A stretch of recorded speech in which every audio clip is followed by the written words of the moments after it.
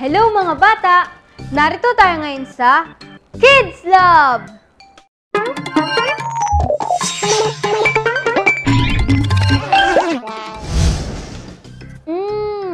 Naamoy niyo ba yung naamoy ko? Amoy ulam! Nakakagutom! Kanina naman nakaamoy ako ng di kaaya-ayang amoy. Ang galing no? Nakaamoy tayo ng mabango at mabaho dahil sa ating ilong. Ang ilong ay isa sa mahalagang organ ng ating katawan. At iyan ang pag-aaralan natin ngayon mga bata. Alamin natin ngayon ang iba't ibang impormasyon tungkol sa ating ilong.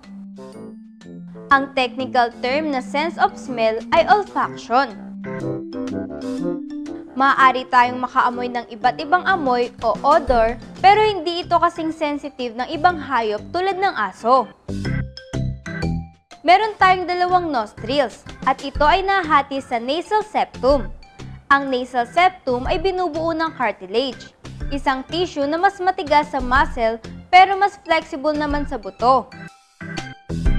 Makikita sa taas ng ating ilong ang ethmoid bone na naghihiwalay sa nasal cavity at brain. Ang ethmoid bone ay isa din sa mga butong bumubuo sa orbit ng ating mga mata. Ang nasal cavity ay isang malaking space na makikita sa loob ng ating ulo, sa taas at sa likod ng ilong. Ang hangin na pumapasok sa ating nasal cavity ay pinapantayan ng temperatura ng ating katawan. Ang alikabok ay tinatanggal sa ating nasal cavity sa pamamagitan ng maiikling buhok.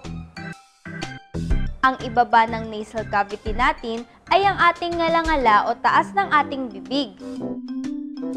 Kapag di ka makaamoy, anosmia ang tawag dun. Dysosmia naman kung hindi tama ang naaamoy mo sa dapat na amoy nito.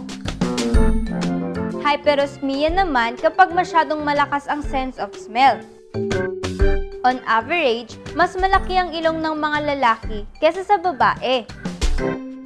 Rhinoplasty ang tawag sa plastic surgery sa ilong.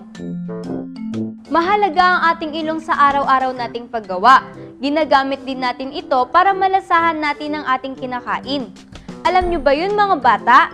Yan ang aalamin natin sa susunod. Samahan nyo ulit ako dito sa Kids Lab, ang laboratorio ng mga batang Kristiyano!